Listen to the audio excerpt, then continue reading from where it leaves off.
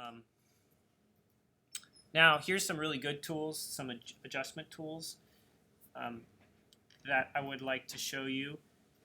There's a brush tool, adjustment brush, a gradiated filter, and a radial filter. These three tools allow you to do local adjustments to your image. So it's great, right? You want to increase the exposure overall for the whole image. You want to work on the shadows for the whole image. You can do that in the Basics tab. But what if, I'm saying I'm pretty happy here, but what if all I really want to do is I wanted to try to get more detail out of the shadows down here? Or I wanted to increase the contrast and brighten up the shadow under this tree.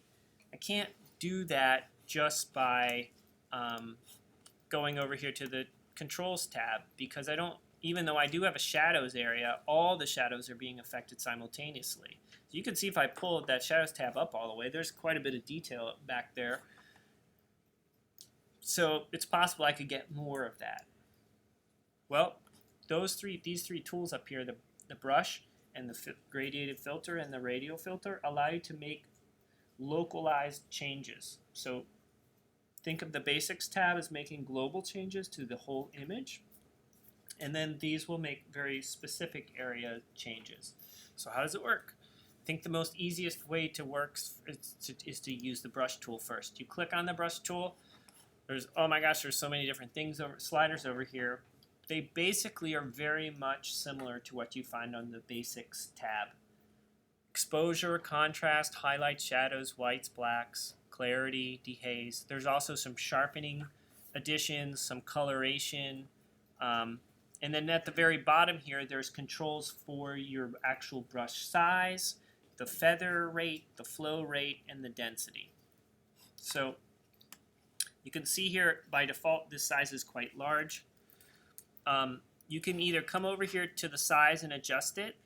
There's a quick key command, which are the two bracket keys by the P key on your keyboard.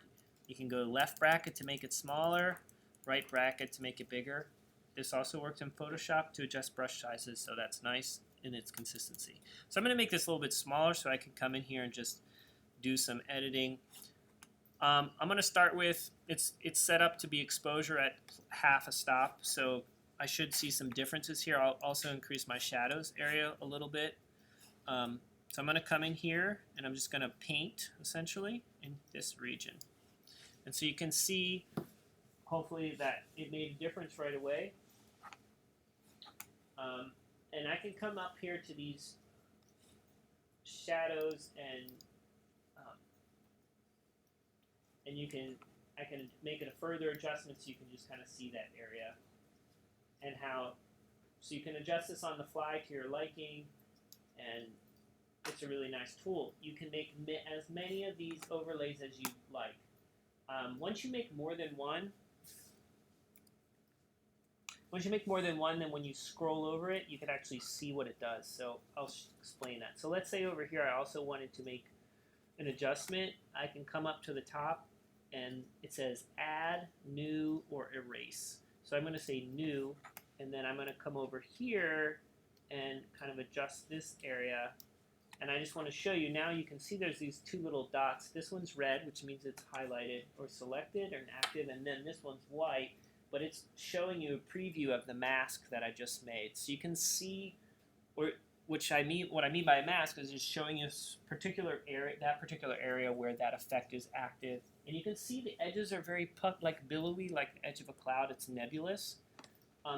That can be adjusted, but usually in Photoshop and Adobe Camera Raw, you want a very fuzzy brush, or you want a brush that has a lot of feather.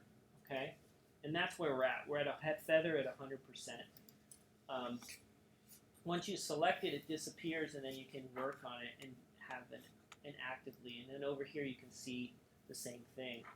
Now, once you make these, you can also, if you overdo it, like if you look here at this area, the mask, you can see it goes well beyond the edge of the side of the building, per se. So if I wanted to make it more along the edges of the building, the best way to do that, first it has to be active, and then I can hold down the Option key, and when I do that, you'll see that there's a change in the mask. And now if I click along the edge and kind of like go along the edge here, you'll see a little bit of darkening happening. And now if I kind of click off of this, go back to it, now you can see that my mask is very defined. Now, the default is when you go to this with this other minus mask, the controls down here will change, number one. You'll see that erase up here, number two, is highlighted. So it's possible also that you just come over here and click erase. When this is active, you can click erase, and then it's going to subtract. So for example, just to make this really obvious, here is off and here is on. You see now that I've reduced the effect to just the right side of this side of the building. And when you're doing erase, you notice that the feather down here by default starts out at 0, which means there's no feather. It's on or off. So it helps you make a very sharp-edged line if you want to make a sharp-edged adjustment. So we'll talk more about this, but this is all about little techniques about how do you create the mask and kind of make it look good. Generally, when you're painting on a mask, you want it to be like a lot of feather because it allows you to not have to be super precise.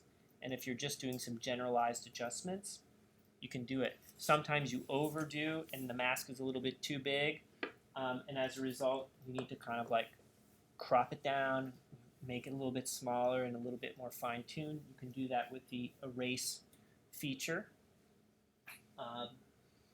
So it's very powerful tools that are built right into Photoshop to allow, Adobe Camera Raw allows you to do these localized adjustments.